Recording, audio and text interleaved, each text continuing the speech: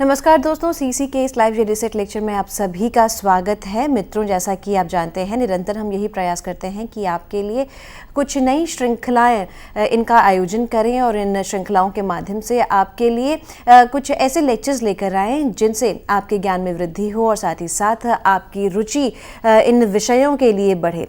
मित्रों, बताना चाहेंगे कि अपने पिछले कुछ सेशंस से हम संस्कृत भाषा पर जोर दे रहे हैं। वो तमाम छात्र छात्राएं जो संस्कृत भाषा में रुचि रखते हैं या वो तमाम छात्र छात्राएं जो संस्कृत सीखना चाहते हैं और ये सोचते हैं कि संस्कृत पढ़ने के बाद उनके लिए क्या क्या एवेन्यूज़ हैं, यानी कि उनके लिए कौन कौन से ऐसे मार्ग हैं जिन पर वो आगे चलकर अपने लिए एक बेहतर करियर ढूंढ सकते हैं। तो मित्रों, बताना चाहेंगे कि संस्कृत भाषा में पत्रकारिता, इसके बारे में अगर आपने कभी नहीं सुना है या कभी नहीं सोचा है तो बताना चाहेंगे।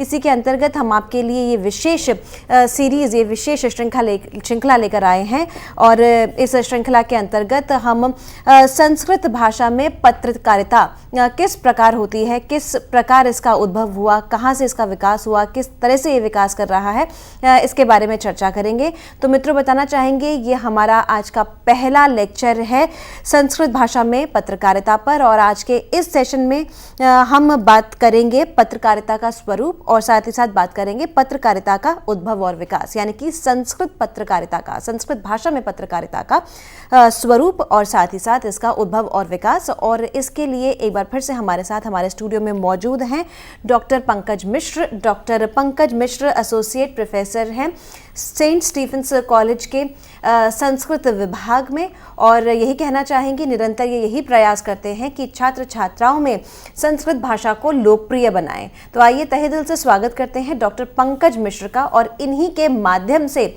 संस्कृत भाषा में पत्रकारिता इस विषय को समझने की कोशिश करते हैं। तो मैं तहे दिल से स्वागत करना चाहूंगी डॉक्टर पंकज मिश्र का। डॉक्टर मिश्र, आपका स्वागत है। नमस्कार मित्रों, जैसे कि आज हम आपके सामने संस्कृत में पत्रकारिता का स्वरूप इस विषय को लेकर उपस्थित हुआ हूं, इसकी सूचना आपको दी गई है। हम आज से इस नई श्रृंखला में संस्कृत पत्रकारिता के विविध स्वरूप को जानने का प्रयास करेंगे। लेकिन मूल प्रश्न उत्पन्न होता है, पत्रकारिता ही क्यों? मित्रों, जिस प्रकार ये परिवर्तित होती हमारी व्यवस्थाएं हैं, जहां पर पूरा विश्व आज एक होने के लिए तत्पर है, आज से 20-25 वर्ष पहले जहां हमारे पास केवल डॉक्टरी और इंजीनियरिंग यही दो अवसर होते थे जीविका के, इस संदर्भ में आज हमारे पास कई ऐसे अवसर हैं जिसमें छात्र अपनी प्रतिभाओं का भरपूर प्रदर्शन कर सकते हैं। प्राचीन एक सूक्ति हमें सिखाई जाती थी, सा विद्याया विमुक्तये, अर्थात विद्या वही है जिससे विमुक्ति मिले, मोक्ष मिले, परम पद की प्राप्ति हो। लेकिन इस बदलती व्यवस्था के अंतर्गत इस सूक्ति में भी परिवर्तन हो गया और आज हम कहने लगे हैं, जोर शोर से कहने लगे हैं कि सा विद्याया नियुक्तये, अर्थात विद्या वही है, शिक्षा वही है जो हमें नियुक्ति दे, जीविका दे, नौकरी दे। इसलिए कई ऐसे अवसर आए, कई ऐसी व्यवस्थाएं बनी, कई ऐसे नए नए विषय आज हमारे यहाँ हैं जिनमें कि हम अपने भविष्य को सजाने और संवारने के लिए सोचते हैं। संस्कृत एक भाषा जिसके विषय में आप जानते चले आ रहे हैं, इस भाषा के विषय में कुछ कहना अब मेरे ख्याल से दुष्कर ही होगा। लेकिन इस भाषा में भी पत्रकारिता है या इस भाषा में भी पत्रकारिता हो सकती है, कहीं ना कहीं यह एक हमारे लिए यक्ष प्रश्न जैसा प्रतीत होता है। लेकिन यह यक्ष प्रश्न होता होगा। आज यक्ष प्रश्न यह नहीं रह गया, बल्कि आज हमारे लिए, सबके लिए यह एक समुचित अवसर है जिसमें छात्र अपने आप को दे करके इस अवसर का सदुपयोग कर सकते हैं और अच्छी जीविका उत्पन्न कर सकते हैं। लेकिन इससे पहले हम यह जानें कि संस्कृत में कैसी और क्यों पत्रकारिता। आपने कई स्थलों पे सुना है या कई चर्चाओं में आपने बातें सुनी होगी कि हम जब भी कभी संस्कृत में किसी तत्व का अन्वेषण करते हैं तो उनको हम अतीत में लेकर के चले जाते हैं और हम यहां तक कहना शुरू कर देते हैं कि इसकी चर्चा प्राचीन भारतीय संस्कृति में पहले से ही है, वेद में है, रामायण में है, महाभारत में है, आदि आदि। कई सारे विद्वान पत्रकारिता का भी संबंध, पत्रकारिता की व्याख्या इसी प्रकार करते हैं और करना चाहते भी हैं, लेकिन मैं इस रूप में इसे नहीं देखता, बल्कि पत्रकारिता 19वीं और 20वीं शताब्दी की एक ऐसी देन है जो कहीं ना कहीं किसी न किसी रूप में, व्यावसायिक रूप में हमारी सभ्यता संस्कृति में, हमारे साहित्य में उल्लिखित नहीं है। जोड़ तोड़ करके हम बना सकते हैं। हम कह सकते हैं कि महाभारत के काल में संजय की दिव्य दृष्टि थी, जो संजय रनिंग कमेंट्री दे रहे थे, सजीव चित्रण कर रहे थे। हम ये कह सकते हैं कि नारद यथा समय यहां की सूचना वहां तक पहुंचा दिया करते थे, लेकिन यह पत्रकारिता नहीं है, बल्कि यह मानवीय व्यवहार है, लोक व्यवहार है। इसीलिए पत्रकारिता को जानने से पहले यह जानना आवश्यक है कि जो जर्नलिज्म है, यही मूल शब्द है जहां से हमने अनुवाद किया पत्रकारिता। अगर आप संस्कृत साहित्य, संस्कृत भाषा में अगर झांकने की कोशिश करें तो पत्रकारिता शब्द कहीं प्राप्त नहीं होता, बल्कि जब जर्नलिज्म यह नई विधा हमारे सामने आई तो हम विद्वानों ने यह सोचने का प्रयास किया कि इसका संस्कृत रूपांतरण क्या हो सकता है या इसका हिंदी रूपांतरण क्या हो सकता है, और तदनुसार जो संस्कृत से संबद्ध जो शब्द निकल कर आया वह पत्रकारिता है। कई जगह पर इसे पत्रकारिता शब्द से भी अभिव्यक्त करने का प्रयास किया जाता है, लेकिन हम समझते हैं कि शब्दों के साथ या वाक्यों के साथ या भाषा के साथ एक्सपेरिमेंट नहीं होना चाहिए। चूंकि पत्रकारिता रूढ़ शब्द बन गया है, इसीलिए इसको पत्रकारिता के रूप में ही स्वीकार कर लिया जाना चाहिए। तो यह पत्रकारिता जर्नलिज्म का एक रूपांतरण है जो भारतीय संदर्भ में सटीक और सही बनता है। दूसरा प्रश्न और यह भी है कि इस पत्रकारिता के संदर्भ में अगर हम जानने का प्रयास करें तो एक और शब्द कभी ना कभी जब हम आकाशवाणी या दूरदर्शन की बात करें तो वहां पर एक शब्द व्यवहृत होता है समाचार, और इसी का संस्कृत अनुवाद जब संस्कृत आप आकाशवाणी में न्यूज सुनेंगे तो वहां पर आता है वार्ता। तो इस प्रकार वार्ता समाचार का सन्निकट है, और जो सूचनाओं का जो हमारे सामने सूचनाओं को भेजने वाले होते हैं वे वार्ताहर कहलाते हैं। यह तत्सम रूप है, परिष्कृत रूप है। हम पत्रकारिता से इसका संबंध लेंगे क्योंकि वार्ताहर शब्द जो है वह सामान्यतया संवाददाता के लिए प्रयोग में लाए जाते हैं। इसी प्रकार हम ये भी जाने कि जो जर्नलिज्म शब्द लिया उसमें जो जर्नो शब्द आ रहा है या जर्नल शब्द आ रहा है, हम इसका अर्थ देखें। जर्नल का अर्थ होता है दैनिक, और उसी से जर्नलिज्म शब्द को आगे बढ़ाया गया, यानी दैनिक कार्यों का जो विवरण प्रस्तुत करे या की जो प्रक्रिया है वह कहीं ना कहीं जर्नलिज्म है। अगर इसको भी हम इस जर्नलिज्म शब्द की व्याख्या को हम पत्रकारिता के साथ ले लें तो यह भी हमारे साथ निकल कर आती है बात कि दैनिक, न केवल दैनिक बल्कि दिन के समस्त वृत्तियों का विवरण, व्यवहारों का विवरण, घटनाओं का विवरण, संदेशों का, सूचनाओं का जो विवरण एकत्रित करके लोगों के अनुकूल बना करके लोगों के मनोरंजन के लिए जब यह प्रस्तुत किया जाता है तो इसे हम समाचार बना करके कहते हैं, और इस समग्र प्रक्रिया को पत्रकारिता के रूप में हम जानने की कोशिश करते हैं। दूसरे शब्दों में पत्रकारिता दिन की सारी घटनाओं का संकलन करके सामाजिकों के समक्ष, पाठकों के समक्ष और आज श्रोताओं और दर्शकों के समक्ष प्रस्तुत किया जाना पत्रकारिता है। अब रही बात पत्रकारिता की महत्ता को देखने की। कोई भी ऐसा दिन नहीं है, कोई भी ऐसा समय हमारा नहीं बीतता जबकि हम न्यूज सुनने में या न्यूज के संकलन में नहीं लगे रहते। छोटी से छोटी घटना, बड़ी से बड़ी घटना, हम घर बैठे दूसरे गोलार्ध में घटने वाली घटना को उसी क्षण हम समझ लेते हैं, सुन लेते हैं, जान लेते हैं। और इसी रूप में पत्रकारिता को आधुनिक विश्व ने चतुर्थ स्तंभ के रूप में जानने का प्रयास किया। भारतीय संदर्भ में भी यह सही उतरता है। हम लोग सभी जानते हैं कि हमारे 3 स्तंभ हैं, विधायिका है, कार्यपालिका है और न्यायपालिका है। इसके साथ ही पत्रकारिता को हम चतुर्थ स्तंभ हमने कह दिया है। ध्यान रखेंगे, ये चतुर्थ स्तंभ कोई वैधानिक शब्द नहीं है, बल्कि ये लोकानुरंजन का शब्द है, हमारे आपकी जिज्ञासा का शब्द है कि पत्रकारिता में शक्ति इतनी हो गई, पत्रकारिता में परिवर्तन लाने की क्षमता इतनी अधिक गई कि लोगों ने इसे चतुर्थ स्तंभ या यूं कहें चतुर्थ शक्ति के रूप में स्वीकार करना प्रारंभ कर दिया। आप चाहें तो देखें तो इस पत्रकारिता की जो शक्ति है वो सत्ता परिवर्तित करती है, सत्ता को बनाए रखती है। यही नहीं, अगर युद्ध कहीं नहीं होता है तो युद्ध लाने की क्षमता भी पत्रकारिता में है, और अगर कहीं युद्ध हो रहा है तो वहां पर शांति कायम करवाने में भी पत्रकारिता की भूमिका होती है। और इसमें बहुत अधिक व्याख्या या बहुत अधिक उदाहरण की आवश्यकता नहीं है, ये हमारे और आपके दैनंदिन अनुभव का विषय है कि पत्रकारिता ने किस प्रकार हमारे मन को अपने वश में कर रखा है, हमारी बुद्धि को जकड़ रखा है। हम अगर पत्रकारिता को एक पारिभाषिक रूप में अपने सामने उपस्थित करने का प्रयास करें तो हम इसको इस ढंग से कह सकते हैं कि ज्ञान और विचारों को समीक्षात्मक टिप्पणियों के साथ शब्द, ध्वनि तथा चित्रों के माध्यम से जन जन तक पहुंचाना ही पत्रकारिता है। यह वह विद्या है अथवा यह वह विधा है जिसमें सभी प्रकार के पत्रकारों के कार्यों, कर्तव्यों और लक्ष्यों का विवेचन होता है। साथ ही पत्रकारिता समय के साथ साथ समाज की दिग्दर्शिका और नियामिका है। तो इस प्रकार हम एक पत्रकारिता की हमने परिभाषा बनाई।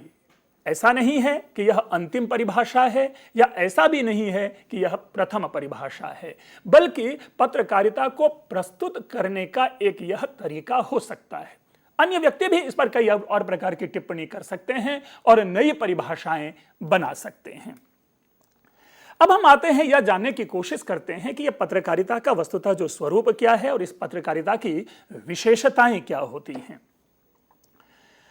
अब पत्रकारिता का सरोकार, पत्रकारिता का संबंध सार्वजनिक हित से ही जुड़कर होता है, और जब पत्रकारिता सार्वजनिक हित से जुड़ती है तभी पत्रकारिता सार्थक कहलाती है।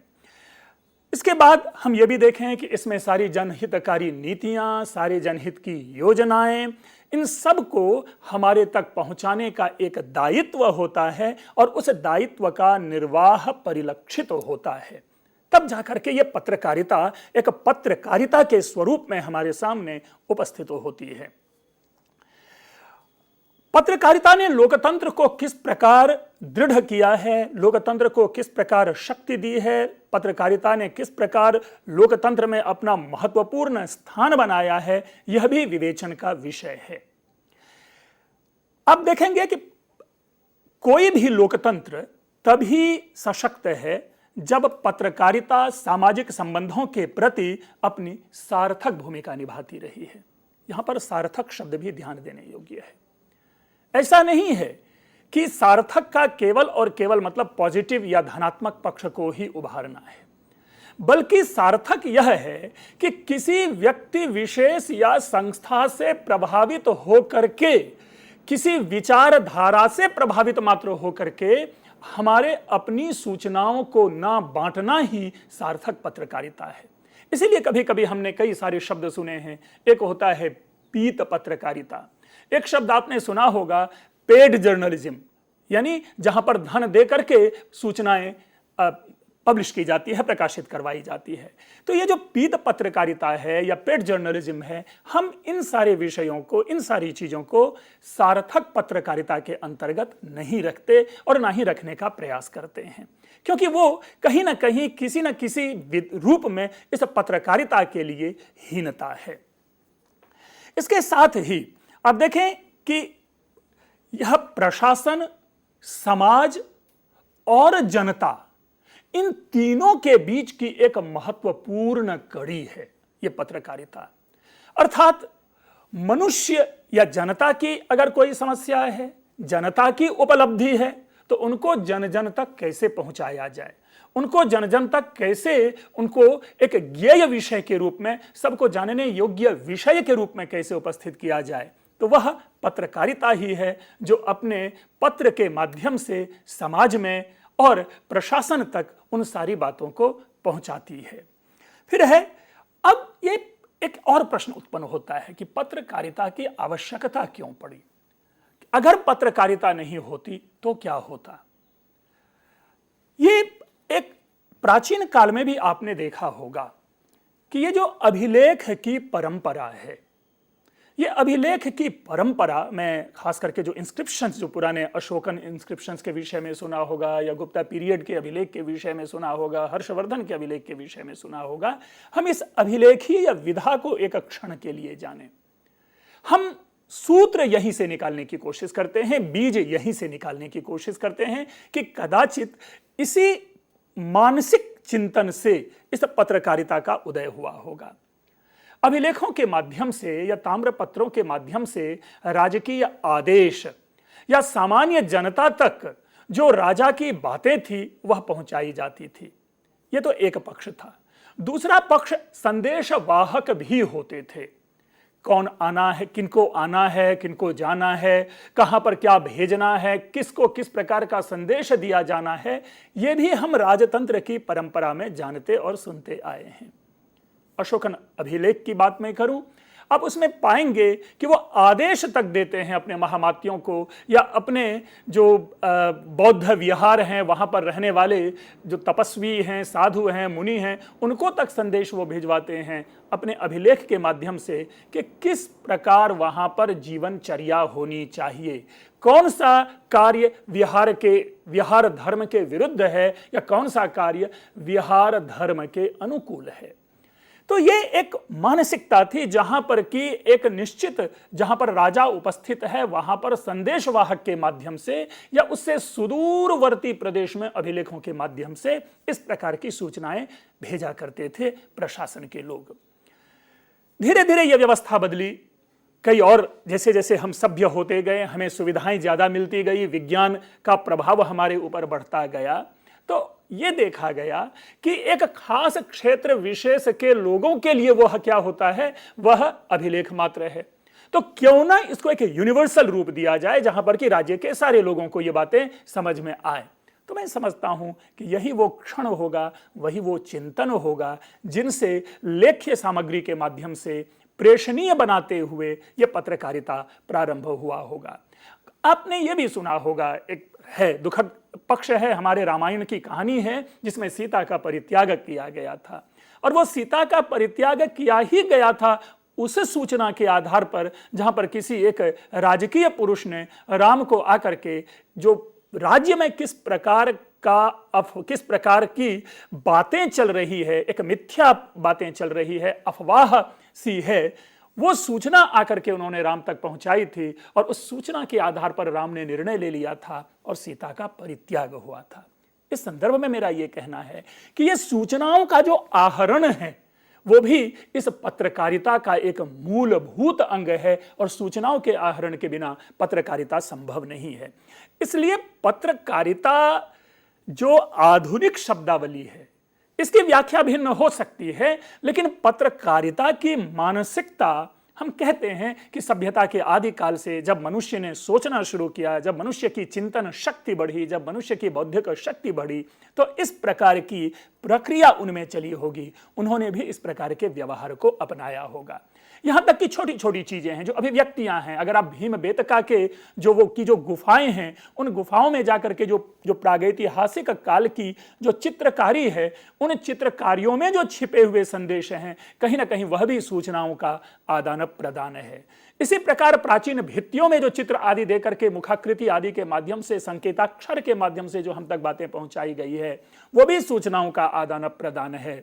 और अंत में एक और आपके सामने ध्यान लाना चाहूंगा, जो सिंधु घाटी सभ्यता की बार बार बातें की जा रही है, वहां के मुहरों पर जो लिखे हुए संकेत हैं, जो उकेरे गए संकेत हैं, वह भी किसी न किसी प्रकार की सूचनाओं का आदान प्रदान है हमारे लिए। तो इस रूप में जो सूचनाओं का आदान प्रदान है, यह भी कहीं ना कहीं किसी न किसी रूप में पत्रकारिता का सर्वाधिक अत्याज्य अंग है।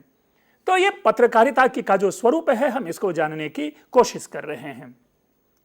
भारतीय संदर्भ में यदि पत्रकारिता देखें तो भारतीय संदर्भ में आधुनिक पत्रकारिता की जो एक क्रांति है वो स्वतंत्रता प्राप्ति के क्षण आई है। स्वतंत्रता प्राप्ति के समय हमें, यानी स्वतंत्रता प्राप्ति के समय नहीं बल्कि स्वतंत्रता प्राप्ति के लिए जो संघर्ष है, उस संघर्ष के क्षण में हमने पत्रकारिता की क्रांति देखी और वहां से ये विकास है जो आज हम इंटरनेट के युग में आ गए हैं, सोशल साइट्स के रूप में आ गए हैं, या जिस प्रकार कह लें व्हाट्सएप के युग में आ गए हैं, अर्थात सूचनाओं का आदान प्रदान। और ये सूचनाओं का आदान प्रदान क्या है, ये कहीं ना कहीं हमारे लिए बौद्धिक आहार है।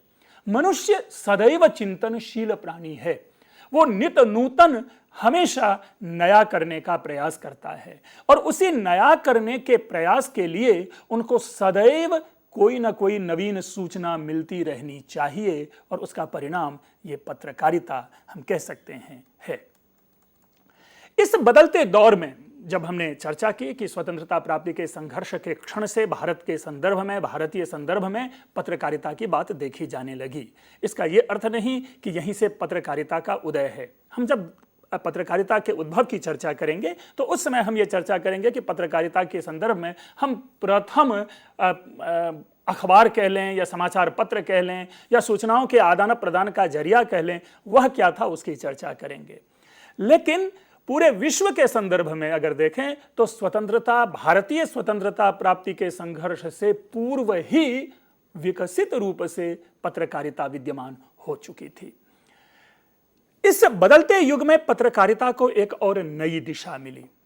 जो पहले हम पत्रों के माध्यम से पत्रकारिता को समझते थे, वही शनैः शनैः 1980-90 के दशक में यह शनैः शनैः क्या है, एक दृश्य माध्यम बन गया और हमारे और आपके सबके जीवन में क्रमशः दूरदर्शन ने प्रवेश किया।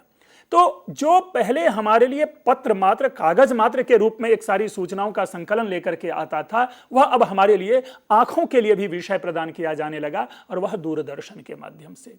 लेकिन उसमें भी एक नई समस्या थी कि अब अगर आप दूरदर्शन तो केवल हम घर में बैठकर देख सकते हैं, बाहर कहीं जर्नी में तो जाके देख नहीं सकते, लेकिन वहां पर हमें कैसे सूचना मिलेगी। तो विज्ञान के इस युग ने उनको भी एक नई दिशा दी और इंटरनेट आदि हमारे सामने आए। और आज जो अखबार नहीं मंगाते वो न्यूज़पेपर के माध्यम से, विभिन्न पत्रों से उन न्यूज़ों को पढ़ लेते हैं, समझ लेते हैं और सारी सूचनाओं की जानकारी ले लेते हैं। लेकिन ये इंटरनेट और आरटीआई, इन दोनों युगों ने इस समाचार को इतना सहज व सरल बना दिया है कि अगर जैसे कल शाम आपने देखा होगा भारत और पाकिस्तान के बीच का जो मैच था, उस मैच के दौरान भी हम हर प्रतिक्षण एक एक रन को हम बैठे बैठे घर में प्राप्त कर रहे थे और ऐसा लग रहा था कि जैसे कि हमारे सामने ये खेल खेला जा रहा हो।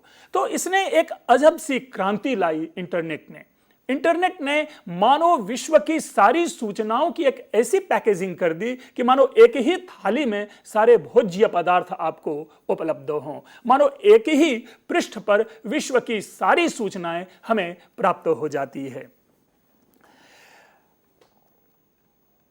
इस संचार क्रांति या फिर जिसे हमने आरटीआई सूचना का अधिकार कहा, इसके अधिकार के अतिरिक्त ये जो आर्थिक उदारीकरण है, इन्होंने पत्रकारिता के स्वरूप में एक व्यापक परिवर्तन लाया। जो आर्थिक उदारीकरण की बात कर रहे हैं, हम आप सभी जान रहे हैं इस आर्थिक उदारीकरण से क्या तात्पर्य है, ये मेरा विषय नहीं है।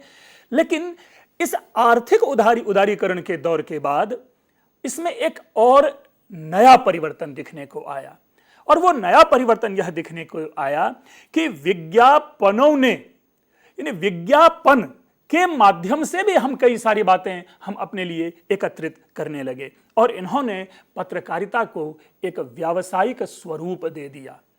यही व्यावसायिक स्वरूप आज हमारे लिए एक प्रमुख लक्ष्य है, जिसके कारण हम आपके सामने संस्कृत में पत्रकारिता को लेकर के उपस्थित हुए हैं कि इनके क्या अवसर हैं, क्या अवसर हो सकते हैं, इसमें हम अपनी जीविका को कैसे आगे बढ़ा सकते हैं।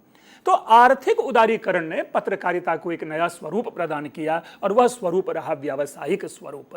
अर्थात अगर आप एक सूचना देते हैं तो उन सूचनाओं के मध्य में आने वाले विज्ञापनों से आपकी भरपूर कमाई होती है। और जो हमारा लक्ष्य है, जो एक कहा जाता है कि धनान्यर्जयध्वम धनान्यर्जयध्वम, और जैसा मैंने शुरू में कहा कि सा विद्याया नियुक्तये, अर्थात धन के बिना, अब पैसे के बिना जीविका संभव नहीं है, तो पत्रकारिता ने उस जीविका को संभव बनाने के लिए विज्ञापन के माध्यम से हमें हमारे पॉकेट को भरने का एक अवसर भी प्रदान किया है। और यही है कि मीडिया के इस व्यावसायिक दृष्टिकोण का परिणाम क्या रहा कि धीरे धीरे जो मूल विषय है, कहीं ना कहीं इससे भी हमारा ध्यान भटकता गया, इन विषयों से भी ध्यान भटकता गया। और उस पत्रकारिता को आज के जो समीक्षक हैं वो उनको एक भटकी हुई पत्रकारिता भी मान रहे हैं। मैं पुनः कह रहा हूं, हमारे लिए यह समीक्षा का विषय नहीं है कि यह सुलझी हुई पत्रकारिता है या भटकी हुई पत्रकारिता है। यह व्यक्ति व्यक्ति पर निर्भर करता है कि पत्रकारिता के उस उद्देश्य को किस रूप में ले जा रहा है। हमारे लिए तो मूल उद्देश्य है कि यह पत्रकारिता होती क्या है और उस पत्रकारिता को हम जाने कैसे। विश्व में अगर आप ढूंढने जानने का प्रयास करें तो इस पत्रकारिता का जो प्रारंभ है यह भी अपने आप में एक अनूठा विषय है। कब है इसका प्रारंभ?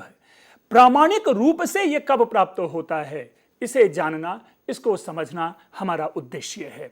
जैसा कि मैंने आपको रामायण की घटना या प्राचीन राजतंत्र के माध्यम से सूचनाओं को भेजने या सूचनाओं को प्राप्त करने की चर्चा आपके साथ की, आपके सामने की, मैं समझता हूं कि वो प्रामाणिक रूप से नहीं है। हमने उनके ऊपर पत्रकारिता का आरोपण कर दिया है, लेकिन वस्तुतः वो पत्रकारिता नहीं है।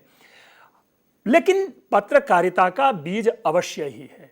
प्रामाणिक रूप से जो प्रथम पत्रकारिता है, हम इसे भी जानने का प्रयास करेंगे और कहीं इसका परिणाम होगा तो हम इसे हो सकता है कि ईस्वी पूर्व तक ले जाने का प्रयास करेंगे और देखेंगे कि ईस्वी पूर्व में भी पत्रकारिता का उल्लेख प्राप्त होता है।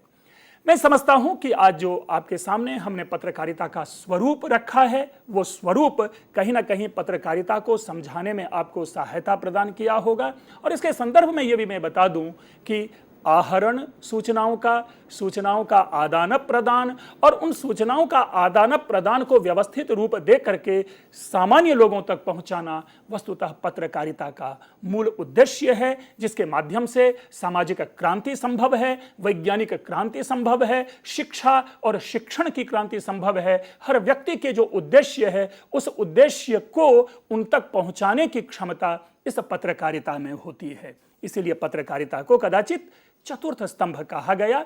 मैं समझता हूं इस स्वरूप को समझने के बाद हम एक नई चर्चा फिर प्रारंभ करेंगे, जो नई चर्चा उद्भव और विकास की चर्चा होगी। अभी के लिए बस इतना ही। आपका बहुत बहुत धन्यवाद।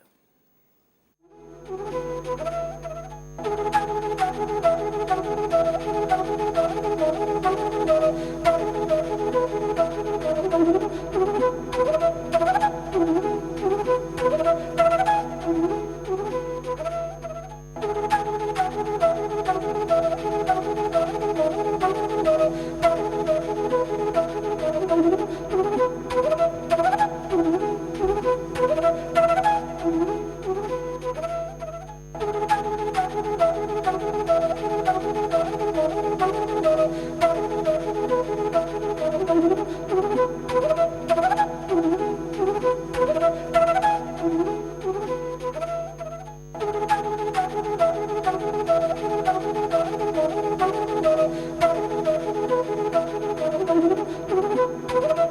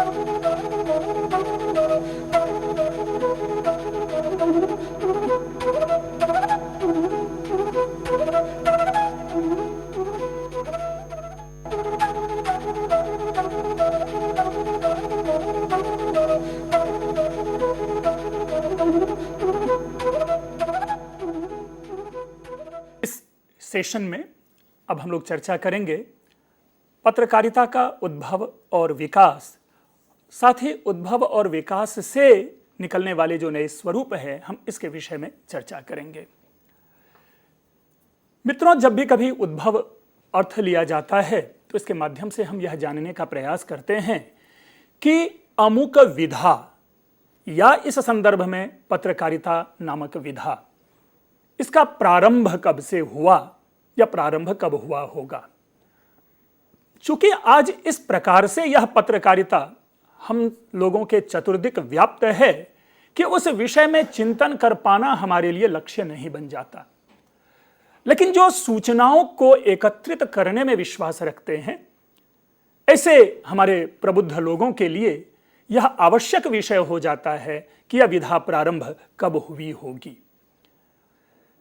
हम ये जानने की कोशिश करते हैं, हमने एक चीज हमारे मन में जो बातें बार बार आती रहती है कि सूचनाओं को एकत्रित करना प्राचीन विधा है, ये सत्य है। लेकिन प्रामाणिक रूप से यह विधा हमारे सामने कब उपलब्ध होती है, यदि उसको जानने का प्रयास करें तो एक सूचना है, एक विभिन्न समीक्षकों ने या शोधकर्ताओं ने यह स्थापित करने का प्रयास किया है कि विश्व में पत्रकारिता का आरंभ 131 ईस्वी पूर्व रोम में हुआ था। उस साल पहला दैनिक समाचार पत्र निकला होगा। हम यह भी जान लें कि जब हम ये कहते हैं कि ऐसा हुआ था तो इसे इस रूप में नहीं समझा जाना चाहिए, बल्कि हमारे पास प्रथम उपलब्ध प्रमाण जो प्राप्त होता है वह 131 ईस्वी पूर्व का जो रोम में प्राप्त हुआ था, इस रूप में है। और उस पत्र का नाम जो था वो भी हमारे सामने उपलब्ध है। वो नाम था एक्टा दियूर्ना। अगर आप इंग्लिश में इसके स्पेलिंग को देखने की कोशिश करें तो यह है ACTA और DIURNA, जिसका अर्थ ही है दिन की घटनाएं। यानी इसमें प्रतिदिन की घटनाएं एकत्रित होती थी और दूसरे दिन लोग उन घटनाओं को जानते थे और समझते थे। अब प्रश्न यह है कि ये घटनाएं लिखी कहां जाती थी? क्या पत्र पे लिखी जाती थी? तो नहीं, यह पत्थर की या धातु की पट्टी होता था जिस पर समाचार अंकित होते थे। अब अंकित होने से भी यहां अर्थ यही है कि उस समय की जो लिपि होगी या उस समय जो लेखक होंगे वो लिखते होंगे। ऐसा नहीं कि किसी यंत्र से उस पर अंकित किया जाता होगा। और ये पट्टियां किसी एक जगह पे नहीं होती थी, बल्कि रोम के मुख्य स्थानों पर रखी जाती थी और इनमें वरिष्ठ अधिकारियों की नियुक्ति, नागरिकों की सभा, निर्णय, लड़ाइयों के परिणाम आदि की सूचनाएं दी जाती थी। हमने इस संदर्भ में एक बात और जानने की कोशिश की कि कदाचित यही रूप तो अभिलेख का भी है, लेकिन अभिलेख क्या होता था? दैनिक नहीं होता था, एक निश्चित काल विशेष की सूचनाएं उसमें दी जाती थी। या अगर कोई युद्ध में विजय की बात होती थी तो उस विजय के उत्सव और विजय की चर्चा उसमें होती थी, लेकिन सूचना होती थी और वो दैनिक नहीं होती थी। इसीलिए हमने अभिलेख में बीज को ढूंढने का प्रयास किया, लेकिन वह अभिलेख पत्रकारिता, प्रथम पत्रकारिता हम उसे नहीं कह सकते। मध्यकाल में जो यूरोप है, उस यूरोप के व्यापारिक केंद्रों में सूचना पत्र निकलने लगे। अर्थात यदि कोई कार्यक्रम होना था या कोई कार्यक्रम हो गया तो उनकी सूचनाएं वहां पर लगाई जाती थी। उनमें व्यवसाय, क्रय विक्रय, मूल्य आदि की जानकारी होती थी। लेकिन यह सारी की सारी जो सूचनाएं थी, या यूं कहें यह जो सूचना पत्र होता था, ये हाथ से ही लिखे जाते थे। स्वाभाविक भी है, इसलिए कि हमने विज्ञान के इस युग में विकास करते हुए लेखन की कई सारी विधाओं को हमने अपने सामने लाया। चाहे वो पहले इंक पेन था, पहले हम लकड़ी की कलम से लिखते थे या कभी पक्षियों के पंख से लिखे जाते थे, और वो यात्रा करते करते करते आज यह स्थिति आ गई कि अब हमारे यहाँ इंक आदि ना रह करके सारे के लेखन कार्य हम लैपटॉप और अपने कंप्यूटर पे कर लेते हैं। तो लिपि या लेखन के विषय में चर्चा ना करके केवल इतनी सी बातें थी कि वो व्यक्तिगत एक व्यक्ति होता था, कोई मनुष्य होता होगा जो उन सारी सूचनाओं को लिखता होगा। 15वीं शताब्दी में, जैसा कि हम सभी लोग जानते हैं, गुटनबर्ग का नाम सुना होगा, जिन्होंने छापने की मशीन का आविष्कार किया।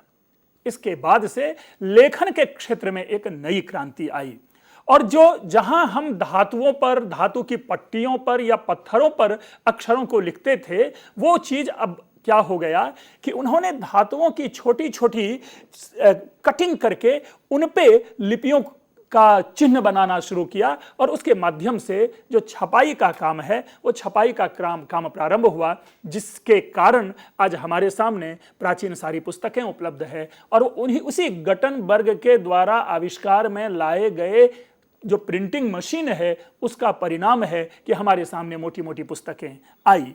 और इसी प्रकाशन के क्रम में समाचार पत्रों का भी प्रकाशन प्रारंभ हुआ।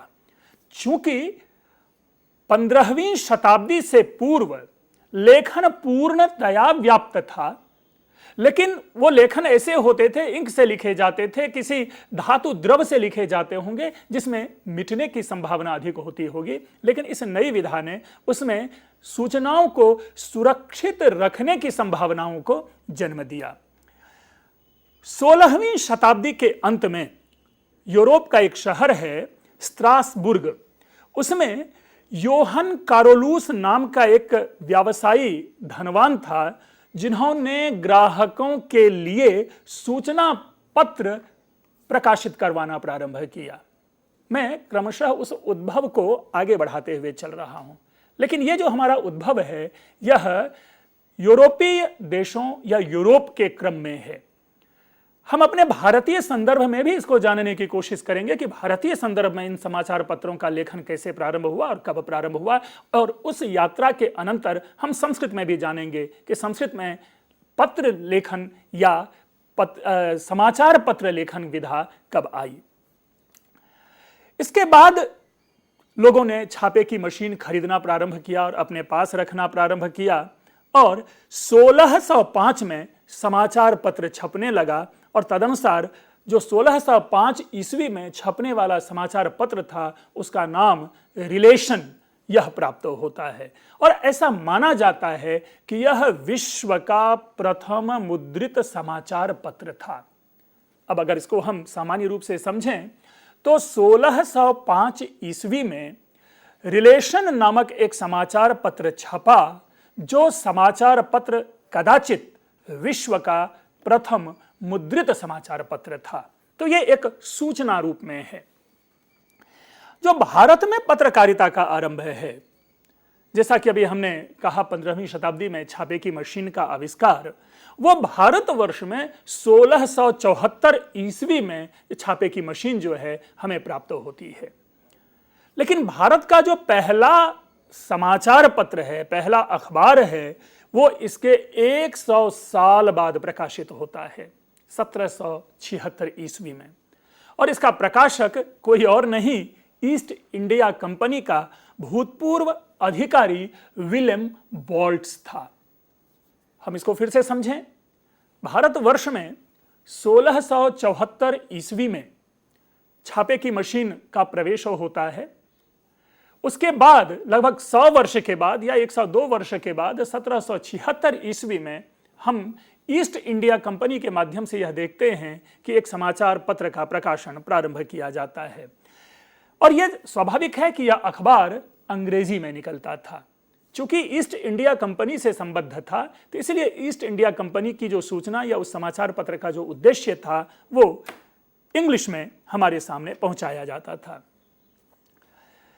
इसके बाद जो सबसे पहला अखबार, जिसको कि हम वैचारिक स्वतंत्रता के रूप में देख सकते हैं, वैचारिक स्वतंत्रता से तात्पर्य है यहां पर कि पत्रकार अपने अनुसार किसी वस्तु का आकलन करते हुए प्रस्तुत करे, जहां पर कि किसी भी प्रकार का राजकीय दबाव ना हो, उस रूप में हम पाते हैं 1780 ईस्वी में जेम्स ऑगस्टस हिकी का अखबार बंगाल गजट बहुत ही प्रसिद्ध है, खास करके जब जो मॉडर्न हिस्ट्री की जब हम बात करते हैं तो उसमें मॉडर्न हिस्ट्री के पढ़ने के क्रम में बंगाल गजट की बहुत अधिक चर्चा होती है।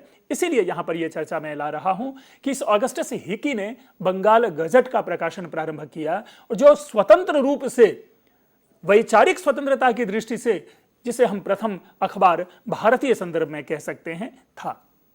और ये 2 पन्ने का समाचार पत्र था। इसमें ईस्ट इंडिया कंपनी के जो अधिकारी होते थे उनके अधिकारियों के व्यक्तिगत जीवन पर लेख छपते थे। एक तरह से कह सकते हैं कि एक बायोग्राफिकल न्यूज़पेपर हुआ करता था। अब इसके साथ एक नई समस्या क्या उत्पन्न हुई कि गवर्नर हिकी, जो ऑगस्टस हिकी जिसकी चर्चा की, उनकी पत्नी ने इस अखबार में एक आक्षेप किया जिसके कारण उन्हें 4 महीने के लिए जेल भेज दिया गया और उनके ऊपर 500 रुपए का जुर्माना लगाया गया।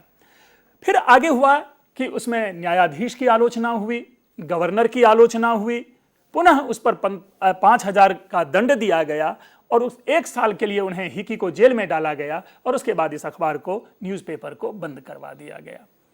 हम यहां से एक संकेत लेते हैं कि इससे पूर्व तक राजकीय संरक्षण में ही किसी भी प्रकार की सूचनाएं छापी जाती होंगी, क्योंकि एक पहली ऐसी घटना भारतीय संदर्भ में दिखाई देती है कि जब अखबार प्रकाशित करने वाले के ऊपर किसी भी प्रकार का दंड का आरोपण किया गया हो और राजकीय दबाव में आकर के उस अखबार को बंद करवाया गया हो।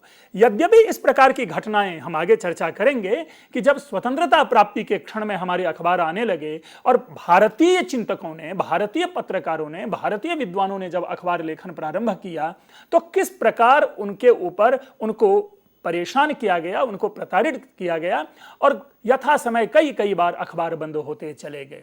दूसरे शब्दों में वो ऐसा युग नहीं था जहां पर वैचारिक स्वतंत्रता को सम्मान प्राप्त होता हो। आज हम भली भांति देख रहे हैं उन्मुक्तता पूर्वक सारे अखबार लिखे जाते हैं और हर प्रकार की टिप्पणियां होती हैं, जिसमें धनात्मक टिप्पणी भी कह सकते हैं, पॉजिटिव भी है और नेगेटिव भी है। लेकिन मूल विषय यही है कि अखबार एक स्वतंत्र स्वरूप आज के संदर्भ में ग्रहण कर चुका है। 1780 के बाद 1790 में हम देखते हैं कि अंग्रेजी भाषा के कुछ और अखबार स्थापित हुए हैं जो अधिकतर शासन के ही, उस शासन व्यवस्था के ही मुखपत्र थे। 2 शब्द आता है पत्रकारिता के संदर्भ में, एक होता है मुखपत्र और एक होता है मुख्य पत्र। मैं इनको इसलिए सविशेष आपके सामने लाना चाह रहा हूं कि ये दोनों पत्रकारिता की ही शब्दावली है। मुखपत्र किसे कहा जाता है? जो किसी संस्था, किसी राज्य, कोई सभा या किसी भी प्रकार की जो एक समवाय है, उनके समस्त विचारों को प्रधानतया जिस पत्र में प्रकाशित किया जाए उसे मुखपत्र कहा जाता है। लेकिन मुख्य पत्र क्या होता है कि कई ऐसी संस्थाएं हैं जिनकी संस्थाओं से कई पत्र प्रकाशित होते हैं, ढेर सारे पत्र प्रकाशित होते होंगे और ढेर सारे पत्र प्रकाशित हो भी रहे हैं। लेकिन उन सारे पत्रों में जो सर्वप्रमुख है, जिस पर उस संस्था का सर्वाधिक जोर होता है, उसे मुख्य पत्र कहा जाता है। तो ध्यान रखेंगे, ये जो मुखपत्र और मुख्य पत्र है, इन दोनों में अत्यंत सरलता से आप अंतर कर सकते हैं। इसीलिए किसी भी प्रकार का विभ्रम ना हो, शंका ना हो, मेरे लिए यह आवश्यक था कि इन दोनों शब्दों को आपके सामने हमने स्पष्ट किया। तो जिस 1790 ईस्वी की बात हम कर रहे थे, ऐसे कई सारे धीरे धीरे पत्र आने लगे जो मूल रूप से शासन के ही मुखपत्र होते थे, शासन के ही उद्देश्यों को आम जनता तक पहुंचाने का वह एक प्रयास होता था। लेकिन ये भी सारे पत्र क्या था, ये अल्पायु होते थे, थोड़े थोड़े दिन चलते थे, फिर ये पत्र बंद हो जाते थे। क्योंकि देखिए, पत्र के प्रकाशन में जो सबसे बड़ी समस्या रहती है वो रहती है धन की समस्या। उत्साह तो होता है उस पत्र को प्रारंभ करने का, लेकिन उस पत्र को कब तक और कैसे हम आगे तक ले जा सकें वो समस्या रहती रही। इसी कारण कई पत्र बंद होते चले गए और तब उस बंद होते हुए पत्रों का यह परिणाम था कि पत्रों में भी व्यावसायिकता आई, समाचार पत्रों में भी विज्ञापन आने जाने लगे और आप देखते हैं कि जिन पत्रों के पास विज्ञापन है वे पत्र आज चिरजीवी बने हुए हैं। 1819 में भारतीय भाषा का पहला समाचार पत्र प्रकाशित हुआ और वह था बंगाली में लिखा गया पत्र। नाम था संवाद कौमुदी और उसके प्रकाशक थे राजा राम मोहन राय। इस संदर्भ में एक चीज और विशेष रूप से स्पष्ट कर देना चाहूंगा, क्योंकि पत्रकारिता जो है इसका इंग्लिश टर्म है जर्नलिज्म, और जर्नल का नाम जो है वो दैनिक वृत्त है, लेकिन जर्नल शब्द के साथ आज एक शब्द विशेष जुड़ गया है, जहां पर कि हम जर्नल किसी अच्छे मोटी तगड़ी पत्रिका को कहते हैं। उस जर्नल का अर्थ कहीं भी समाचार पत्र अब रह नहीं गया। या तो शोध पत्रिका को हम जर्नल कहते हैं, या कई अच्छे अच्छे सुंदर लेखों से युक्त जो पत्रिकाएं आती हैं उनको हम जर्नल कहते हैं। तो यहां पर जब हम अंग्रेजी और हिंदी की शब्दावली प्रयोग करें तो मैं समझता हूं कि वहां पर उन शब्दावलियों के मध्य स्पष्टता अवश्य होनी चाहिए, क्योंकि जो समाचार पत्र है वो आज के संदर्भ में वो 36 पृष्ठों का लंबे चौड़े पेज वाला हो सकता है, लेकिन जो जर्नल जिसे हम प्रयोग में लाएंगे, और ये रूढ़ हो गया है, ऐसा नहीं है कि मैं कोई व्याकरण या कोई शब्दकोश के आधार पर आपके सामने बात कर रहा हूं, बल्कि जर्नल शब्द आज रूढ़ हो गया है, और जिस किसी के भी मुंह से आप सुनेंगे जर्नल, इसका मतलब हो लेता है शोध पत्रिका। तो ये अंतर करना चाहिए। हम चर्चा कर रहे थे कि भारतीय भाषा में प्रकाशित प्रथम समाचार पत्र, और वह था संवाद कौमुदी, और जिसके प्रकाशक थे राजा राम मोहन राय, और जिसने प्रकाशन करवाया था 1819 ईस्वी में। उसके बाद 1822 में गुजराती भाषा का साहित्य, जो गुजराती भाषा का साप्ताहिक समाचार पत्र प्रकाशित हुआ, जिसका नाम था मुंबईना समाचार। अगर आप इसको देखें, ये गुजराती भाषा का पत्र है जो 10 वर्ष के बाद दैनिक हो गया। क्या था ये पहले साप्ताहिक था, लेकिन बाद में यह पत्र दैनिक हो गया, और कह सकते हैं कि ये आज तक शायद विद्यमान है, गुजराती के प्रमुख दैनिक के रूप में ये आज भी विद्यमान है, और भारतीय भाषा का ये सबसे पुराना समाचार पत्र माना जाता है। 1826 ईस्वी ये हिंदी भाषा के लिए बड़ा ही स्वर्णिम वर्ष माना जाता है, जबकि हिंदी भाषा का पहला, हम कह सकते हैं कि समाचार पत्र प्रकाशित हुआ, और उस समाचार पत्र का नाम उदंत मार्तंड था। बहुत ही प्रसिद्ध नाम है, और ये मेरे पक्ष से कोई नई या विशिष्ट सूचना नहीं है, बल्कि प्रायशः पत्रकारिता से जुड़े हर व्यक्ति इस सत्य को जानते हैं कि 1826 ईस्वी में उदंत मार्तंड नाम से हिंदी का प्रथम समाचार पत्र प्रकाशित हुआ था, लेकिन यह 1827 ईस्वी तक ही चल पाया। मैंने इसकी पूर्व सूचना दी थी, क्योंकि इनके जो बंद होने का, इस उदंत मार्तंड नामक समाचार पत्र के बंद होने का प्रमुख कारण कोई राजकीय पीड़ा नहीं थी, बल्कि यह बंद इस कारण से ही हुआ कि इनके पास धनाभाव था। और जैसा मैंने शुरू में कहा कि पत्रकारिता के लिए, किसी भी पत्र को चिरजीवी बनाने के लिए जो सबसे प्रमुख भूमिका है वो धन की भूमिका है। सूचनाओं का आदान प्रदान के लिए बहुत सारी संभावनाएं आ जाती है, लेकिन धन जो है ये कठिन विषय है। तो धनाभाव के कारण उदंत मार्तंड 1827 ईस्वी में बंद हो गया। पुनः हम देखते हैं 1830 ईस्वी में राजा राम मोहन राय ने एक बड़ा हिंदी साप्ताहिक बंगदूत नाम से प्रकाशित किया। उन्होंने प्रकाशन उसका प्रारंभ किया, बंगदूत। यह बहुभाषीय था, मल्टीलिंगुअल था।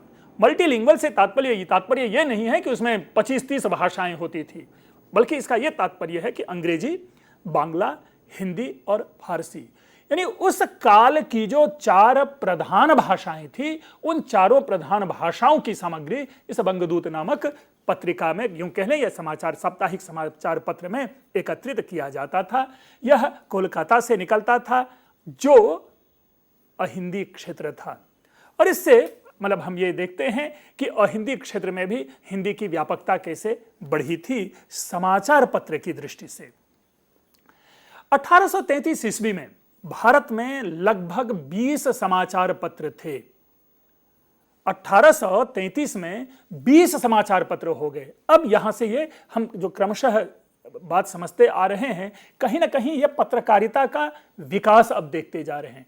उद्भव तो हमने ईस्वी पूर्व से लिया, लेकिन कैसे क्रमशः जहां पहले किसी वर्ष एक होता था समाचार पत्र या वह समाचार पत्र बंद हो जाता था, वो 1833 ईस्वी में आते आते 20 हो गए और 1850 में ये 28 हो गए और 1953 में यह 35 हो गए।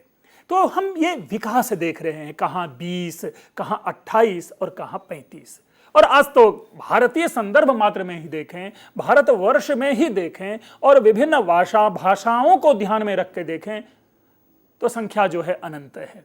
अनंत कहना एक व्यापक शब्द है, लेकिन बहुत अधिक है। हर भाषा में समाचार पत्र आ रहा है और हर भाषा में पत्रिकाएं आ रही है, चाहे वो साप्ताहिक हो चाहे वो पाक्षिक हो। तो इस प्रकार हम ये क्रमशः विकास की स्थिति देखते चले गए। उन समय जब हम बात कर रहे हैं 1953 आदि की हमने बात की, या हमने 1833 की बात की या 1850 की बात की, सबके सामने समाचार पत्रों की जो समस्याएं थी वो एक ही थी। वे नया ज्ञान अपने पाठकों को देना चाहते थे, वो समाज में सुधार लाना चाहते थे, वो भारतीयों के प्रति भारतीयता का उन्माद चढ़ाना चाहते थे। लेकिन इसमें एक संघर्ष की बातें आई। सामाजिक सुधारों को लेकर नए और पुराने विचारों में संघर्ष भी उत्पन्न देखा गया, संघर्ष भी देखा गया और यह कारण है कि नए नए पत्र निकलते गए। अगर हम यूं कहें कि 20 से 28 और 28 से 33 या 35 हुए, तो उसका केवल यही परिणाम नहीं था कि लोगों की मांग बढ़ती गई, बल्कि कहीं ना कहीं विचारों का आदान प्रदान। देखिए, हर व्यक्ति समाज में सुधार चाहते हैं, हर व्यक्ति नयापन चाहते हैं, हर व्यक्ति कुछ ना कुछ करते रहना चाहते हैं, और जो करने वाले होते हैं उनकी सोच की दिशा भी औरों से अलग होती है।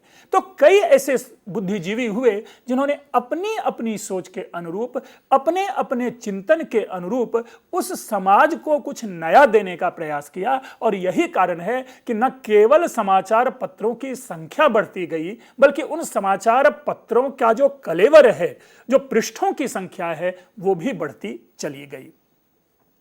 एक और था इसके सामने, जो सबके सामने बातें थी कि इनमें एक अनुशासन था उस समय कि भाषा शुद्ध हो और सबके लिए सुलभ हो। यह भी एक आश्चर्य विषय है कि अगर भाषा की शुद्धि नहीं होती है पत्रकारिता में, तो जो हम संप्रेषण करना चाहते हैं, या यूं कहें कि जो सूचना हम आप तक भेजना चाहते हैं, अगर उसमें वाक्यगत या भाषागत या शब्दगत अशुद्धियां रहती है, तो उन अशुद्धियों का परिणाम यह होता है कि हमें अर्थ अलग लग जाते हैं। इसीलिए उस समय में, उस काल में भाषा की शुद्धि पर बहुत अधिक ध्यान दिया गया। और दूसरा सबसे विषय जो कदम उठाया गया कि वह सबके लिए सुलभ हो। 1846 में राजा शिव प्रसाद ने हिंदी पत्र बनारस अखबार का प्रकाशन शुरू किया। राजा शिव प्रसाद जी शुद्ध हिंदी का प्रचार करते थे। फिर उसके बाद हम देखते हैं जो एक और पत्रकारिता जगत में जो सबसे बड़ी क्रांति है, वो भारतेंदु हरिश्चंद्र के आने से है। और भारतेंदु हरिश्चंद्र को यूं कहें कि उन्होंने पत्रकारिता को एक सर्वाधिक नई दिशा दी। ये वही थे जिन्होंने निज भाषा उन्नति अह की चर्चा की थी, अपने देश, अपने भाषा के प्रति प्रेम की बात की थी।